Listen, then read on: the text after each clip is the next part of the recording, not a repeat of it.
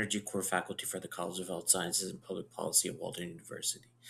And in this segment, I'm going to be going over National Public Health Week. This week happens to be that. And there's a lot of components to be visited.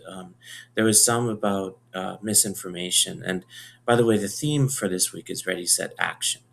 So, health in all policies, things like that, is especially important to revisit when we're thinking about Public Health Week. One thing that caught my eye in description of this is understanding misinformation and how that is perpetuated throughout public health. Due to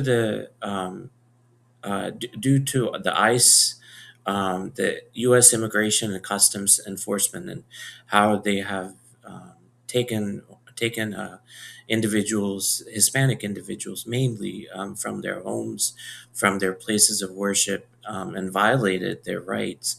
I think it would be it would be a good fit for this week and the theme for public health.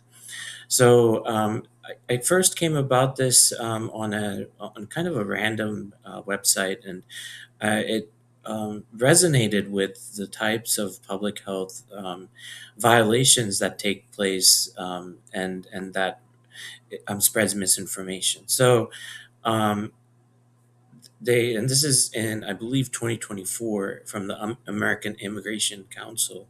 And they said, from a published report last month, finding that nearly one third of medical procedures performed on immigrants in ICE custody were not properly authorized. So this was something that is noteworthy. And the report found that ICE improperly authorized 32% of major surgeries performed on individuals. And the report also shows that the forced hysterectomies performed by medical staff to women detained at the Irwin Detention Center in Georgia were not isolated incidents.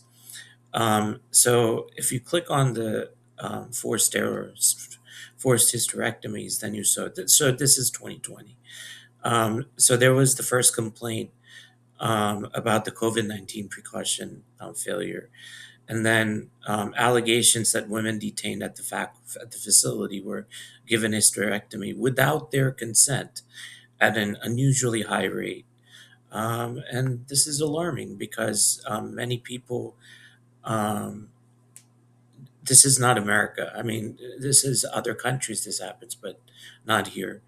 Also, the reports raised serious concerns about the continuation of the United States racist history of forced sterilization.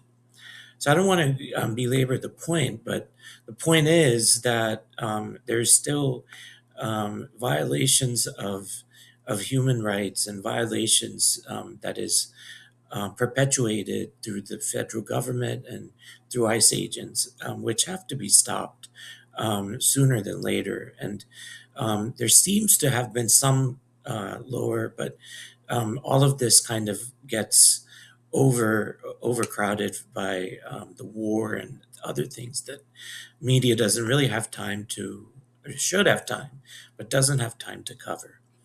So I hope that some of this has shed light and you've learned something from this, and take a movement from this, and do something. So, and this is more about activism, health, and all policies. So, in a review, 227 surgery reports found that in 72 of them, the surgeries were approved by the appropriate level of personnel, such as nurses or nurse practitioners. So then the question begs that what was happening to the rest of them that didn't have doesn't didn't given hadn't given consent. So this is all of what is going on. I think that fits the bill for public health awareness week. I hope this has made some sense. Thank you for listening.